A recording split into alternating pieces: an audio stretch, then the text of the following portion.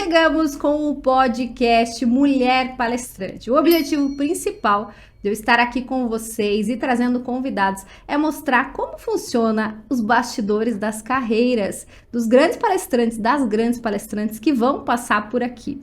E claro, você que está iniciando na área com certeza vai ser incentivada. A você que já está na área das palestras vai entender um pouco mais de como que você pode crescer nesse segmento. Mas o objetivo sempre é incentivar todos vocês a saberem que o palco é de vocês sim, e por isso a gente já começa essa estreia com uma super convidada, uma palestrante profissional.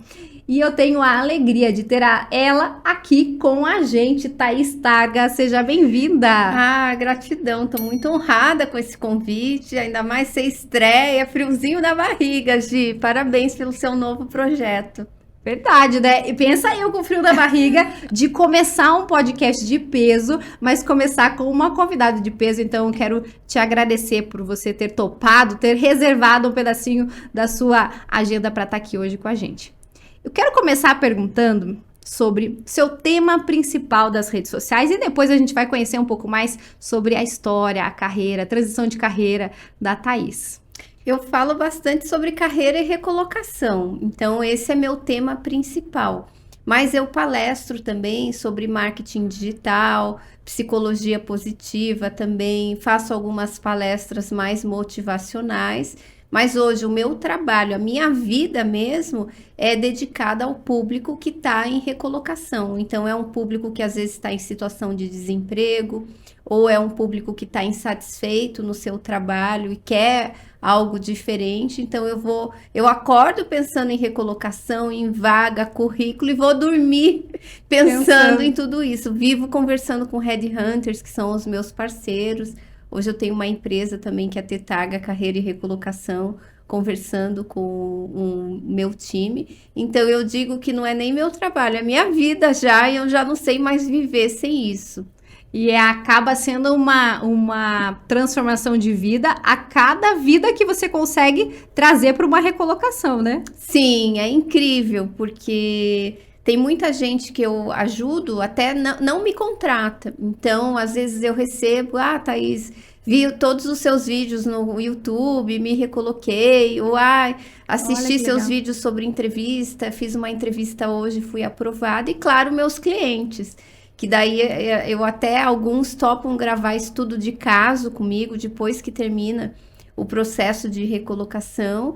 E muitas vezes eu chorei nesse estudo de caso, porque eu falo, nossa, como a metodologia funciona, como o meu trabalho fez diferença, como a minha equipe também está madura, porque sempre recebo muitos elogios também pela equipe.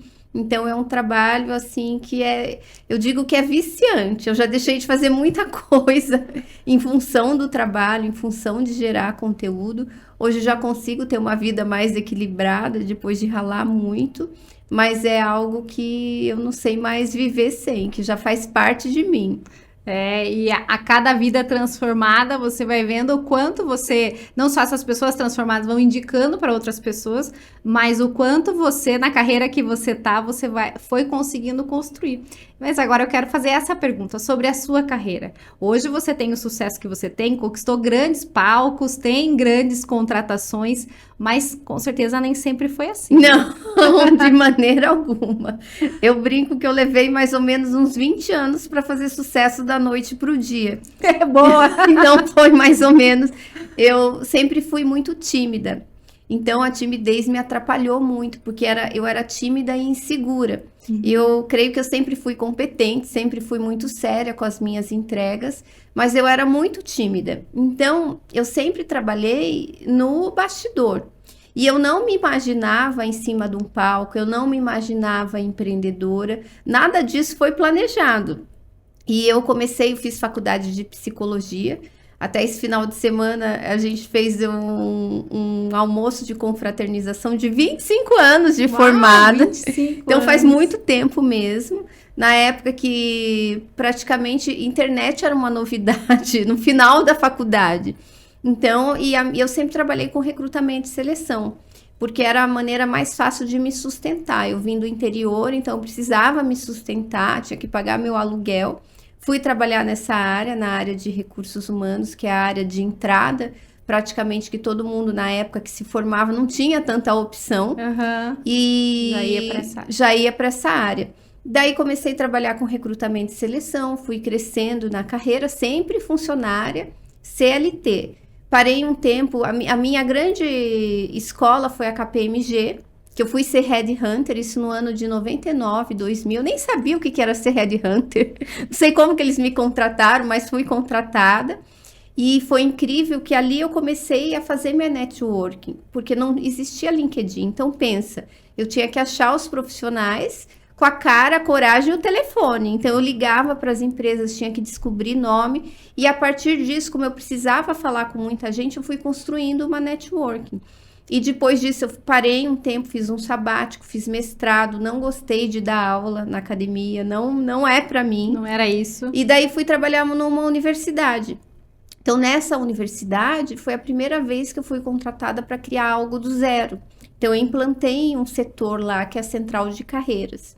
E a partir disso, eu fui descobrindo competências que eu nem sabia que tinha, que eu era capaz de criar algo do zero, que eu era capaz de criar algo novo. E nessa experiência profissional, eu fui praticamente obrigada a palestrar. Então, como eu era... Foi aí que nasceu a Thaís palestrante. Meu Deus, Gi, como eu sofria.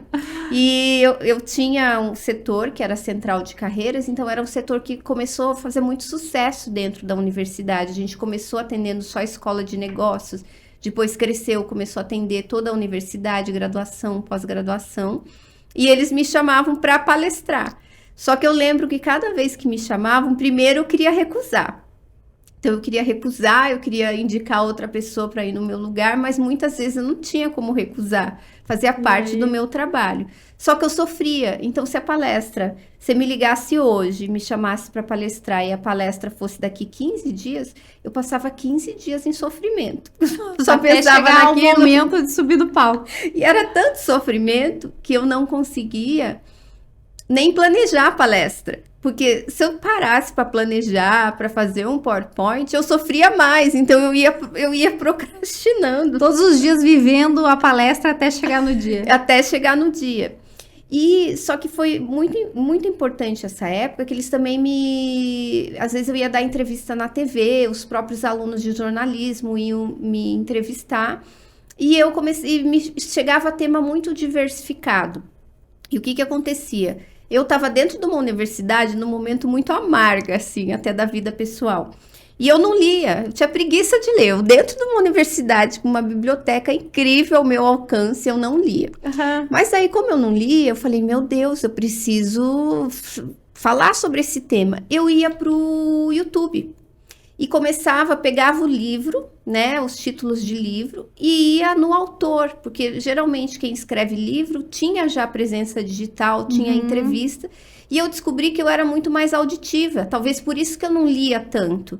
E a partir disso, eu entrava em contato com o tema, ouvia, daí eu lia, daí eu conseguia ler, e eu descobri que eu falava muito bem de improviso, porque já que eu não gostava de planejar, né, porque eu sofria amargamente, eu comecei a falar muito de improviso e comecei até que performar bem. Eu falei, olha que interessante, eu consigo falar sobre qualquer tema se eu estudar antes, o YouTube me ajudava muito, eu ouvia muito. E daí eu descobri que eu era capaz, sim, e aos poucos foi diminuindo essa insegurança. E depois, claro, eu saí dessa universidade, montei a Tetarga, Carreira e Recolocação, né? Isso tudo graças a uma pessoa que estava comigo uma vez e eu reclamava. Sabe quando a gente reclama do chefe, reclama do horário, reclama do ambiente, reclama da corporação, mas não faz nada? Daí essa pessoa falou para mim, pô, então por que você não abre a sua empresa, faz o que você faz aí na universidade para os alunos e vende isso no mercado? Daí eu falei, ai, será? Mas eu... Sair da CLT e empreender. E ficou a sementinha. Então, foi um momento assim, um momento da minha vida, porque daí eu comecei a me planejar. Daí eu tinha começado a escrever no LinkedIn nessa época, minha networking. Daí quando eu descobri LinkedIn, eu entrei no LinkedIn e nunca mais saí. Minha networking já estava maior através do LinkedIn. E como eu era muito tímida, o tímido ele tem um mundo interno rico.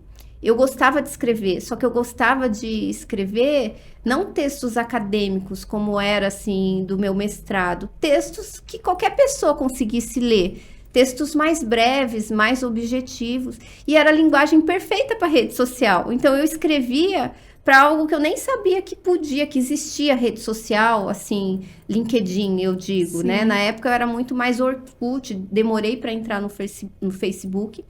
E daí deu muito match, assim, o meu estilo de escrita com o estilo do LinkedIn. E foi aí que eu comecei a produzir conteúdo. Então, eu saí, fui trabalhar na Tetarga, né, na minha própria empresa. No começo era eu empresa, eu fazia de tudo era mesmo. você. Tudo era eu. Eu lembro que a primeira vez que estragou uma tomada, eu estava atendendo, o cliente era engenheiro, eu pedi ajuda pro cliente para ver se ele não Todo mundo consertava a minha ajudando. tomada. Porque eu não sabia o que fazer eu sozinha. Sim. Mas daí eu comecei a escrever mais no LinkedIn também, fazer mais network, porque eu faço trabalho de job hunt. Então eu pego o currículo dos profissionais, hoje eu tenho um time de job hunters, né? Mas na época eu fazia sozinha. Pegava o currículo do profissional e distribuía, indicava para vagas, indicava para headhunters, indicava para as empresas e eu descobria tudo no LinkedIn. Daí eu ia adicionando conexão. Então, eu lembro que uma vez eu olhei o meu LinkedIn, eu tava com 4.000 conexões. Eu falei, uau, eu tô Uau. rica! Me sentia muito assim, pensa, uma pessoa Sim. tímida, que não Com vários contatos, com vários contatos, eu falei, relacionamentos. nossa, aqui achei o meu universo particular. E a partir disso comecei a escrever, daí eu ganhei em 2016 o LinkedIn Top Voice, que é um reconhecimento da própria rede. Eu achei que até que era um spam quando eu recebi o e-mail, foi um susto. E Imagino. propagou, Que- assim, teve muita matéria, porque foi a primeira lista dos Top Voices. E depois disso, algo que eu aprendi que é muito importante é, se tem uma cadeira vaga no mercado, senta nessa cadeira, se apossa dela. E eu falei, não, eu vou, esse lugar é meu, ganhei um baita reconhecimento, agora eu vou escrever mais profissionalmente. Eu escrevia assim quando eu queria, quando eu estava inspirada. Comecei a publicar artigos toda semana e depois eu comecei a gravar vídeos. E o vídeo para mim foi algo que eu não sei, eu só lembro que eu falei, não, vou gravar um vídeo. Liguei minha webcam e gravei E o meu primeiro começou a vídeo. gravar, olha Quando só. ninguém da área de RH gravava. E o vídeo ficou horrível, porque eu piscava. Até hoje eu tenho mania de piscar. Eu piscava e ia Aham. para frente, ia para trás, me mexia. E daí o que que aconteceu? Mas mesmo assim eu tive a coragem de postar aquele vídeo, porque o conteúdo é um conteúdo válido, tá no meu canal, até nas minhas redes até hoje. E foi um ato de coragem. E eu, como tímida, como perfeccionista, eu era muito preocupada com a avaliação alheia. E o que que aconteceu? Foi um ato de fé, assim, onde eu rompi um pouco com isso. Eu falei, ah, De dane-se, começar deixa eu fazer ali. algo para me divertir um pouco, para doar conteúdo, para contribuir com pessoas. E a partir daí, eu dei um pequeno passo, mas o universo foi botando o chão embaixo para eu continuar caminhando. E daí tudo começou, né? Daí eu comecei a gravar vídeo e na área não tinha outras pessoas. Então, eu comecei a produzir conteúdo, texto, vídeo, e daí o convite para as palestras foram, assim, quase que inevitáveis, né? Começou bastante convite, chovia convite para palestra. Muitas vezes eu recusava, porque eu ainda tinha certa dificuldade, algumas travas, mas aí eu comecei a estudar como falar melhor, como me posicionar, me preparar melhor para as palestras, e daí sim eu comecei a palestrar mais profissionalmente, assim, né? Sim. Então, hoje eu adoro o palco. Às vezes dá uma sofrida, fica naquela expectativa antes, mas eu me divirto quando eu tô palestrando. Então, é algo assim que eu venci, superei a timidez, né? Toda aquela insegurança, porque hoje, quando eu subo num palco também, eu não tô ali por mim, pelo meu ego. Eu não tô pensando no que as pessoas vão falar de mim. Eu tô pensando em doar o meu melhor para aquele público. Então, eu me conectei com o público. Eu tirei um pouco o ego do processo, tirei também a preocupação excessiva com a avaliação alheia e tô ali naquele palco para doar conteúdo, para ajudar nesse processo de transformação de vidas mesmo. E de todos os pontos que você foi trazendo até agora para você ver, e até para quem está nos ouvindo, nos assistindo, é a questão de sempre pensar. Eu tenho aquela barreira, mas eu vou conseguir vencer. E é esse também o poder de decisão, não só do teu crescimento, que hoje você faz sucesso nas redes sociais, né? Não só no LinkedIn, com todo o teu processo de crescimento no marketing digital, mas são todas as etapas. E muito disso também vem para a questão de recolocação, com certeza, que eu quero que você fale sobre isso. Que a pessoa achar que eu não estou preparada para isso. Então, como você disse, assuma aquela cadeira. Ah, aquela cadeira ainda não é para mim. Mas pelo menos comece, e aí busca a preparação, como você faz essa preparação, falando em recolocação, mas também falando das redes sociais. Sim, e toda a jornada começa com o primeiro passo.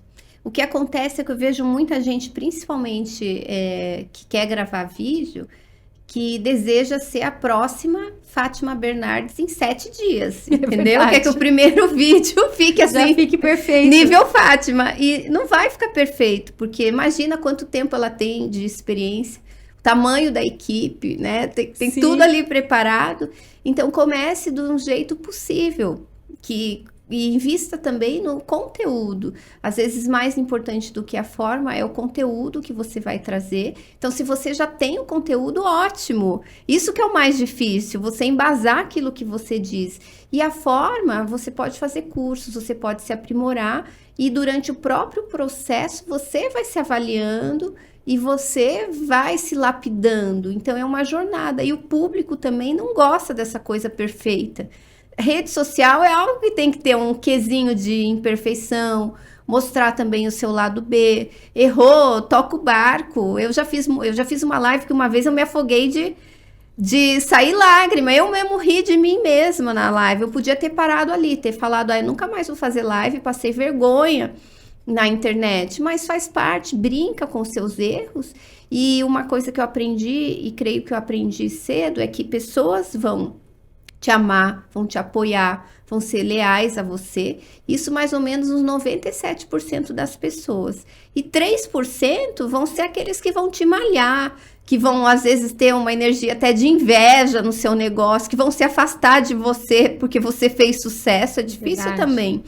Mas para quem que você vai viver o seu dia? Você vai se focar nesses 3%, que às vezes é muito menor, é 1% dessas pessoas que estão te criticando? Ou você vai colocar todo o seu foco e sua energia naquelas pessoas que estão te aplaudindo, que torcem por você, que te amam? Então, todos os dias eu tomo uma decisão. Eu vou viver para essas pessoas que me amam, que me apoiam e que às vezes até trazem críticas, feedbacks que são muito bem-vindos, mas são construtivos. Então, isso é importante também, porque muita gente desiste porque não sobrevive ao primeiro hater, às primeiras críticas. É dolorido, porque a gente não está preparado para isso, principalmente quem está iniciando. Mas depois que você vira essa chave, fica muito mais fácil lidar com tudo isso. Então, eu gravo os comentários positivos, os prints de depoimento. Às vezes começa a vir, né? Agora até que nem tanto, mas no começo tinha muito hater, porque era muito inovador o que eu fazia. Era diferente para as pessoas. Aí começou a chamar a atenção do lado positivo e do lado negativo. Então, e daí eu olhava para esse material e falava, não, eu vou colocar meu foco aqui. Porque se eu colocar o meu foco em quem está me criticando, eu não vou continuar. Eu não vou querer fazer isso amanhã, depois, e no próximo mês, e no próximo ano. Então, isso faz parte do processo também. É uma construção das decisões, como você tomou, e muita gente acaba tomando a decisão, começa e desiste. E falando de uma rede social, como você falou, que você começou e não era tão, não fazia direto, né? Não era tão assídua. E depois que você foi entendendo que você precisava ser. Eu acho que é importante a gente falar disso, você trazer não só a sua experiência, mas dicas, porque muita gente quer muito crescer, e a gente falando no geral do digital e nas redes sociais, quer muito crescer para começar, talvez vender um curso, uma mentoria online, mas não tem esse processo de entender que sim, tem que estar ali sendo visto para poder ser comprado, né? Sim, eu acho que até mais importante do que a criatividade é a consistência. A consistência ali diária. Então, eu até digo, né, em algumas palestras, que eu levo até uma foto de uma pessoa escovando o dente, né? Você pensou hoje, quando você for escovar o dente, que lado que eu vou colocar a pasta, vou escovar em cima, vou escovar em... Não, é automático, é um hábito. Então, para quem está no game para valer, gerar conteúdo tem que ser um hábito, tem que ser automático. Você não pensa se você vai postar, você pode pensar no que você vai postar, mas diariamente tem que ter presença ali nas redes sociais. E quando eu entendi isso, eu falei, não, é comigo mesmo. E qualquer coisa vira post, né? Então, eu cheguei aqui hoje, tava lá, bem-vinda, Thaís Targa. Eu falei, não, vou fazer um post disso, porque é super delicadeza, olha que ideia interessante. E depois eu posso tirar uma foto do dia que eu não quero aparecer, porque tem aqueles dias que a gente não quer aparecer, né? Você acorda inchada. Ai, tem dia que eu não quero, porque fico de roupa de academia o dia inteiro, só trabalhando ali no bastidor. Tira uma foto do microfone, fala por que foi tão difícil chegar até aqui, conta uma história, né? De repente eu posso falar, eu não gosto da minha voz, mas eu tenho um podcast. Então, tudo vira post. E o segredo também é que olhe para os seus clientes. Porque os nossos clientes nos trazem dúvidas diariamente. E são essas dúvidas, são esses conteúdos que mais fazem sucesso. Porque quando eu estou gravando conteúdo, mais uma vez, não é sobre mim, é sobre o outro. Então, o que o outro quer saber? O cliente chegou para mim e falou, eu recebi um e-mail uma vez, entrevista de empregos, qualidades e defeitos, o que falar? Eu não falo desse jeito, eu falo de uma maneira mais rebuscada. Eu falo, entrevista de emprego, pontos positivos e pontos a lapidar. Como responder essa questão complexa? Entende? Sim. Mas o que deu certo na internet? Eu começar o título com a headline, que é a primeira frase, a primeira chamada, o título lá na thumbnail, do jeito que o meu cliente perguntou. Porque eu não estou escrevendo para Thaís Targa, eu estou escrevendo para o meu cliente que está lá do outro lado. Então, tem ali um caderno, um bloco de notas e anota todas essas dúvidas diárias de clientes, porque é isso que vai te dar conteúdo no dia que você está sem inspiração. É muito importante as pessoas também que comentam os seus posts, printa isso, guarda isso, faz um banco de conteúdo, porque daí não falta. Todo dia você responde. Se você é uma pessoa que gosta de escrever, responde em texto. Se você não gosta muito, responde em vídeo. Paga alguém, de repente, até alguém da sua família, um estagiário aí, para transcrever os seus vídeos, os seus áudios, manda áudio para você mesmo e depois transcreve. Então, dá o seu jeito, mas tenha conteúdo diário, seja fiel com você mesmo, assuma um compromisso com você e assuma um compromisso também com a sua audiência. Muitas vezes, o meu podcast foi assim, eu não gosto da minha voz. Então, eu já queria ter tido um podcast antes e falar, não gosto da minha voz, como é que eu... Então, eu não me ouço falando também, e a voz também é do convidado. Então, o convidado domina, nem preciso me ouvir muito. Mas, quando eu decidi criar o podcast, eu já fechei estúdio, eu já falei que vinha novidade por aí. Antes de começar a gravar, já dizia que vinha podcast, ou seja, não podia mais voltar atrás, porque publicamente eu assumi esse compromisso. E foi um projeto que deu super certo também. E estamos aí a gente já está com 60 e poucos episódios. Uau, aí, né? É o Caça-Talentos. A Caça-Talentos, isso mesmo. Você, inclusive, foi minha convidada, tem o episódio com você que foi incrível. É verdade. E é o seu papel, ir caçando talentos para ir vendo onde se encaixa. São várias pecinhas de um tabuleiro e você vai verificando. Isso é muito legal. Isso mesmo. É um crescimento. E agora a gente falando desse papel da Thaís, do que você faz dentro da sua empresa, quando as pessoas chegam, a maioria delas, elas chegam e elas já estão numa colocação e elas querem fazer essa recolocação. E eu pergunto isso mais pelo cenário atual que a gente vive, né? De pós-pandemia, onde muita gente começou a querer descobrir o porquê que faz o que faz. Acontece muito dessa transformação da pessoa olhar e falar assim, nossa, eu acredito que eu quero essa transformação e eu vou buscar a Thaís. Acho que você foi bem certeira em dizer, antes da pandemia, a maioria dos nossos clientes eram clientes que estavam em situação de desemprego e queriam um novo trabalho, que aceitavam meio que qualquer coisa. Depois da pandemia, a gente já percebeu que hoje a gente trabalha com profissionais em situação de desemprego, mas tem muitos profissionais também que estão trabalhando e querem algo melhor. E esse melhor, antes girava muito em torno de salário. Eu quero sair para ganhar mais. Agora não, a gente impacta muito mais o salário emocional. Eu quero sair porque eu quero passar mais tempo com a minha família. Eu quero sair porque eu quero um híbrido. Eu quero 100% home office, não quero mais trabalhar presencial. Então, tá mudando muito isso. E hoje, a pessoa que às vezes até fala inglês, está buscando trabalho até fora do país, né? Então, profissionais também que às vezes moram em São Paulo e querem se mudar para o interior e por isso querem um trabalho home office. Então, cresceu muito também a localização. Hoje, você pode trabalhar praticamente para qualquer empresa onde tenha internet. Então, eu percebo que os profissionais estão muito mais conscientes do que eles realmente querem e não estão medindo esforços para chegar lá. E o componente é o salário emocional. Às vezes até aceita reduzir um pouquinho a questão de salário para ter algo melhor, que atenda mais o seu novo estilo de vida. Essa qualidade de vida, né? Muito mais do que qualidade de vida só da saúde, que nem você falou, né? Salário emocional. Exatamente. Eu nunca tinha ouvido falar dessa. Porque quanto que vale, né? Quanto que vale para mim poder ficar 2 horas a mais com meu filho? Tem preço isso? Não consigo dizer. 2 mil, 3 mil, 5 mil, 10 mil? Não sei. Então, é aquilo que não tem um valor numérico, mas tem muito valor, porque é um tempo, que é um recurso que o tempo você não vai recuperar. Então, é algo que a gente traz mais no sentido emocional, experiencial, né? Até um pouco existencial de cada ser humano. É verdade, são as transformações. E você atua dentro mais aqui da região do Paraná ou é o Brasil todo? Brasil todo. Por conta disso, mais ainda. Mais ainda, eu tenho, acho que tá meio a meio clientes de São Paulo, né? Tenho bastante clientes de São Paulo, mas a gente já trabalhou tem cliente que está morando na Arábia Saudita, em Portugal, brasileiros expatriados que querem voltar também. Então, a gente já fez algumas recolocações nesse sentido. E agora a gente tem cliente do Nordeste, de Minas, então...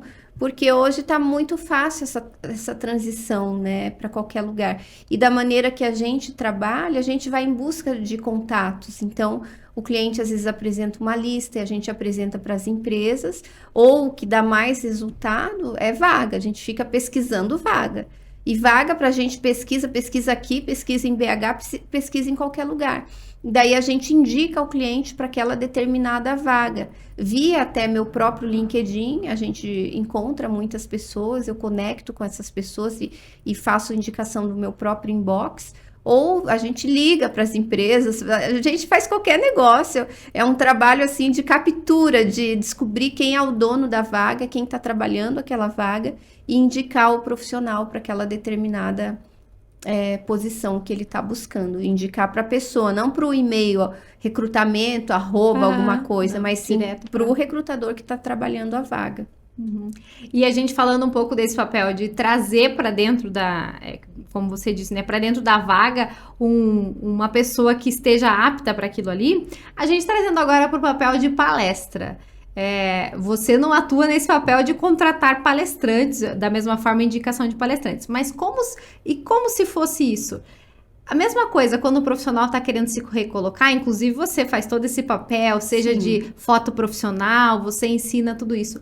Acredito que também para o palestrante é o que eu atuo dentro das mentorias, mostrando a necessidade de estar se colocando ali como um profissional para poder realmente dar uma palestra contratada. É da mesma forma, né? A pessoa tem que estar pensando qual é esse público-alvo, como você trouxe ali um pouquinho do conteúdo que a pessoa tem que trazer, mas também ela mostrando quem ela é. Sim, e quem você é, como que você vive, a sua apresentação profissional, né? A sua apresentação pessoal, a sua dicção também, tudo isso importa.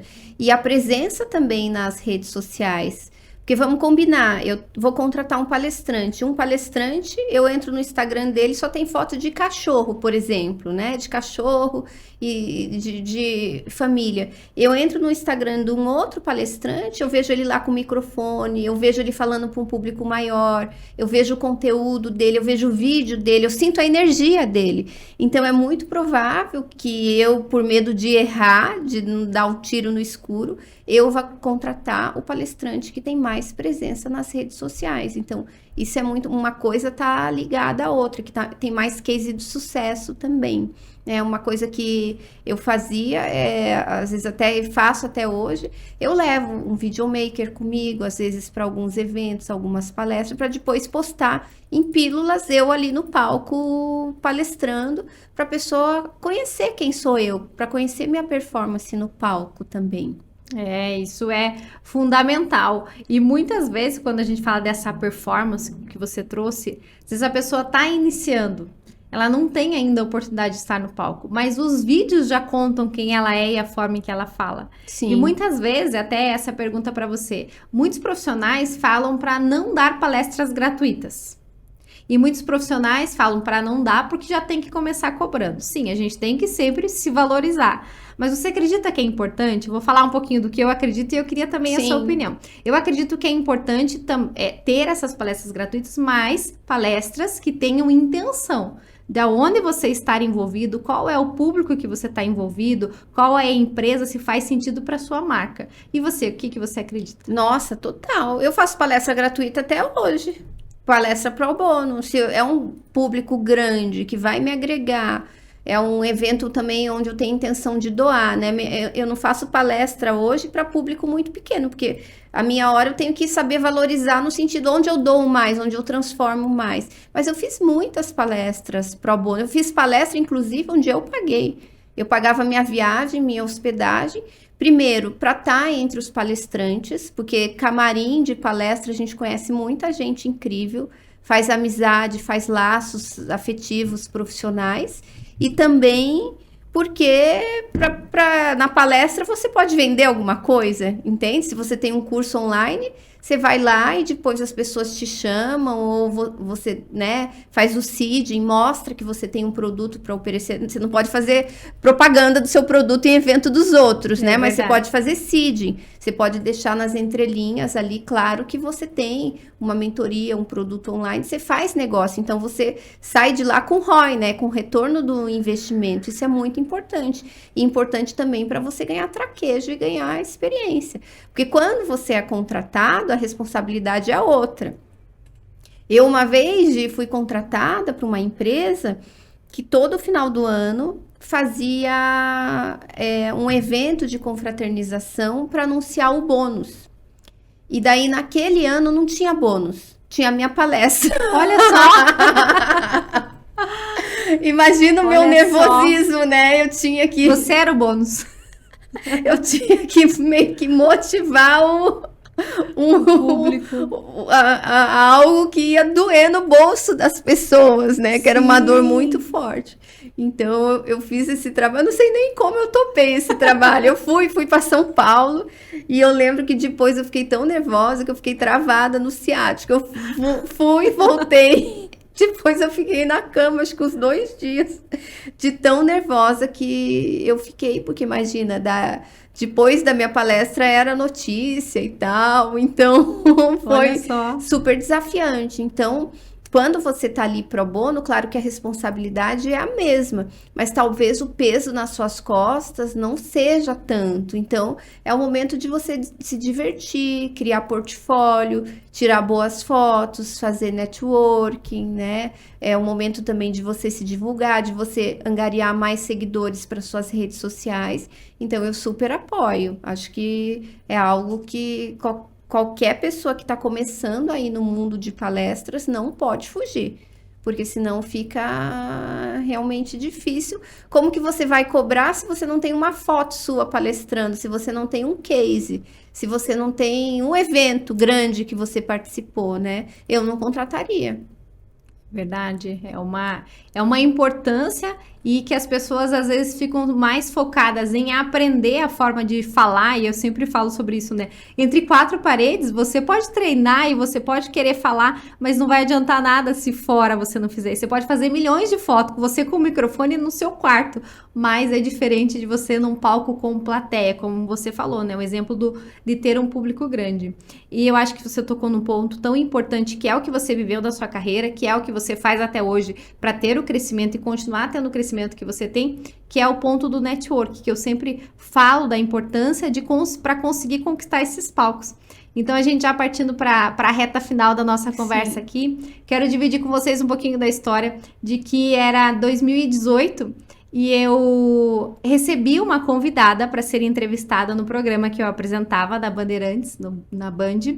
Recebi uma convidada e essa convidada trouxe alguns exemplos, não me lembro agora sobre o que era o tema, mas era sobre RH.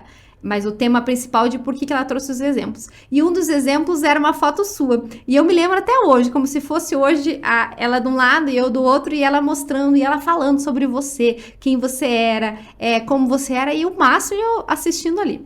Logo depois teve uma palestra sua com a Neo Connection no Positivo. Sim! Que a Maria é super minha parceira também, e eu estava lá e eu ficava, uau, a Thaís, eu tô assistindo, agora eu sei quem é a Thaís. E depois fui tendo a oportunidade, e para você ver como são as conexões. E hoje a Thaís está aqui estreando meu podcast. Quando a gente fala de crescimento, e não só do palco, mas também entender um pouco dos bastidores, das conexões. Porque é claro que não é do dia para noite, como você falou, né? São vários anos de estrada, mas parece que de repente virou do dia para noite. Então, eu quero te agradecer, te honrar aqui com todos, né, que estão nos ouvindo, nos assistindo, porque lá atrás eu fui conhecendo quem era a Thaís através de outras pessoas, assistindo as suas palestras, e depois ter a oportunidade não só de ser entrevistada por você também, e ter você também como uma parceira de negócios. Muito obrigada. Eu que agradeço. Gratidão pela parceria, pela amizade. Tamo junto. É isso que é um crescimento, e o mais gostoso é quando a gente tem, nem hoje eu aqui com você sentada. Muito, muito obrigada. Quero agradecer vocês todos que estão conectados com a gente. Já coloca nos comentários um pouco do que é para você ser uma palestrante de sucesso. E agora eu quero que você faça o convite para quem está nos ouvindo, assistindo, para seguir nas redes sociais, para conhecer um pouco mais da T-Targa. É muito fácil me achar. É só digitar Thaís, T-A-I-S, Thaís Targa, digita lá que você vai me achar em todas as redes sociais. Eu produzo conteúdo diariamente, então tô lá, firme e forte, e vai ser um prazer ter você nas minhas redes sociais, fazer networking com você.